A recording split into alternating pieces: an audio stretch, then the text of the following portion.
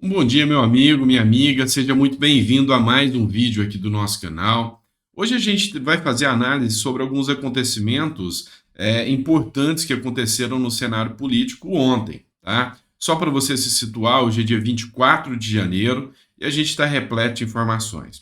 Aqui no nosso canal, o intuito não é trazer a notícia em primeira mão, é fazer uma análise sobre tudo que está acontecendo para que você entenda um pouco mais sobre política. Esse é o intuito. Nossa visão aqui do canal é que a partir do momento que você conhece mais sobre política, você pode questionar mais. Você vai ter uma opção melhor na hora do voto, na hora de escolher os seus representantes. Então a gente quer, sim, democratizar a política de forma simples e fácil para que você possa entender. Então, se não é inscrito no canal, se inscreve aí para fortalecer esse canal que presta realmente um serviço público para você. Mas sem maiores delongas, eu sei que você está aqui pelas notícias. Bora começar aqui. Separei essa matéria aqui do Pleno News e é preocupante o contexto dessa matéria. Vem comigo. O governo quer remover postagens sem que haja ordem judicial. É o seguinte, o Flávio Dino, que é o ministro da Justiça, ele está preparando um chamado pacote da democracia. Esse pacote da democracia são medidas para conter bolsonaristas. Devido aos atos do dia 8, segundo eles, tudo aquilo que cheirar antidemocrático, eles querem eliminar. E agora, dentro desse pacote, tem uma medida que prevê a retirada de postagens de redes sociais sem precisar mais do Alexandre de Moraes ou do judiciário para precisar retirar. Então, o governo, ao simplesmente perceber que um tipo de matéria não se adequa ao que o governo quer, ele manda retirar. Um verdadeiro ministério da verdade. Aos olhos do direito, para quem estuda direito e conhece do devido processo legal, da liberdade de expressão, da prerrogativa, ali prevista no artigo 5º, que todos têm direito à livre manifestação, ao livre pensamento, pois é, isso aqui joga por terra a nossa Constituição Federal, joga ao chão e com a nossa própria liberdade. Vamos dar uma lida na matéria, que eu vou tecer mais alguns comentários. Pacote da democracia. Prevê retirada arbitrária de conteúdo, mesmo sem determinação judicial.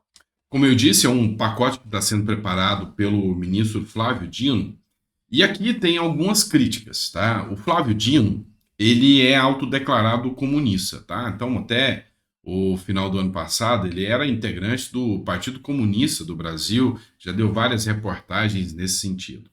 E uma das características dos países comunistas é a limitação à liberdade de expressão.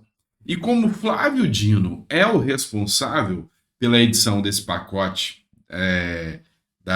de atos antidemocráticos, ou pacote da democracia, como diz eles, você não poderia deixar de esperar que viesse questões ideológicas e que até afrontam a nossa Constituição Federal.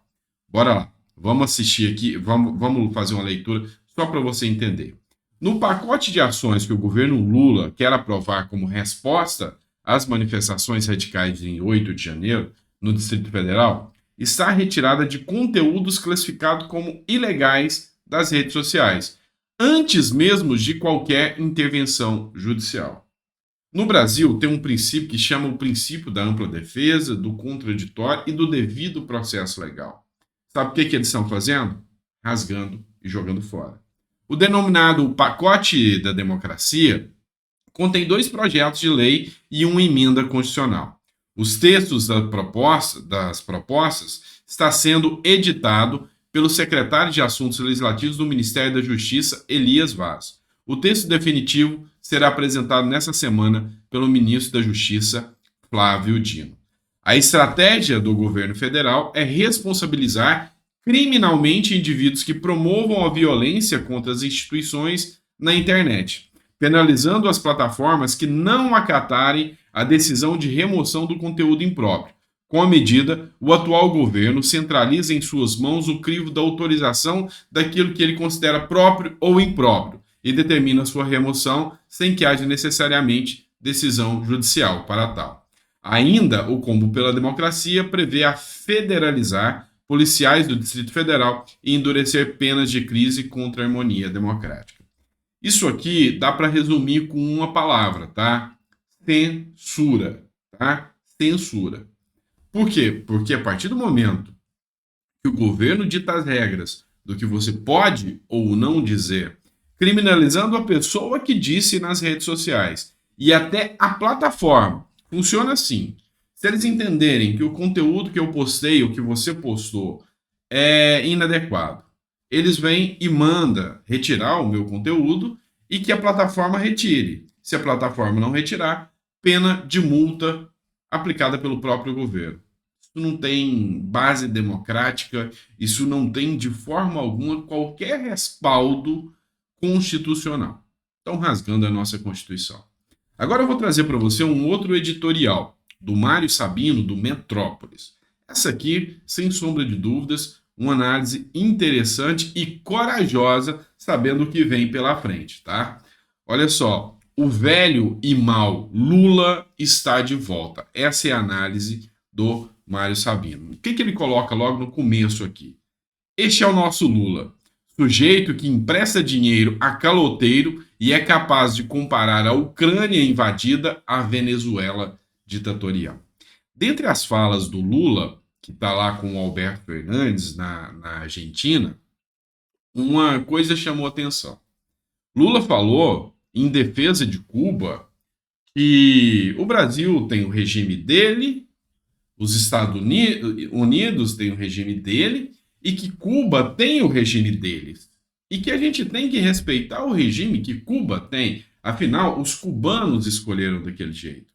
Falando de um país onde as pessoas se sacrificam dentro de botes para fugir para os Estados Unidos porque não aguentam o regime que tem lá.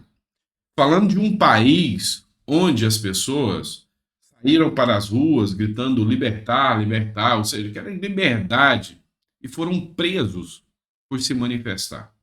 Qualquer semelhança com o Brasil talvez não seja mera coincidência, tá bom? Faz muito tempo, em 5 de janeiro deste ano, Fernando Haddad, o avatar do ministro da Fazenda.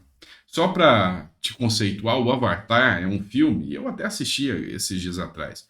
Muito interessante. A partir do momento que um indivíduo ele entra e comanda o corpo de um outro indivíduo criado por laboratório para se infiltrar entre uma outra nação. E aqui ele considera que o Fernando Haddad é simplesmente um avatar, ou seja, quem manda, quem é o cabeça é Lula. E alguns chamavam até de Porsche, né? Mas aqui ele chama de avatar. Foi indagado por um repórter sobre a criação de uma moeda única com a Argentina. O Haddad respondeu o seguinte: não existe moeda única, não existe essa proposta. E educadamente, né, porque eles são sempre educados, disseram: vai se informar primeiro. Se fosse uma fala de Bolsonaro, você já via como a mídia ia colocar isso, né? Mas tudo bem. Então, ele ficou irritado, o Haddad, e ontem, Lula, o verdadeiro ministro da Fazenda, e o presidente do país vizinho, Alberto Fernandes, assinaram um memorando sobre a integração econômica e financeira, ou seja, a moeda única, tá? Tradução, ele ainda traduziu, ele colocou aqui, ó, tradução. Vamos emprestar dinheiro para a Argentina, assim como emprestamos para a Venezuela e Cuba. Quando o Lula era presidente, e arcar com prejuízo, embora o Avatar tenha dito que não, muito pelo contrário, que o Banco do Brasil sobrou para os acionistas, coitados, não tomará riscos nos financiamentos. Já quanto ao BNDES, que levou um calote total de 529 milhões de dólares, tá? Que passa de 3 bilhões de reais, isso se não for atualizado, de venezuelanos e cubanos. La garantia soy yo, ou seja, a garantia é o próprio Lula. Então, assim, a gente vê que a mídia hoje, ela está começando agora a quebrar aquela lua de mel com o governo petista e não vai durar muito tempo, tá? Várias mídias já vêm questionando, até pela priorização do Lula à Globo, tá? Que ajudou tanto durante a campanha. Lula está dando essa priorização, essa prioridade, perdão, à Globo, tá?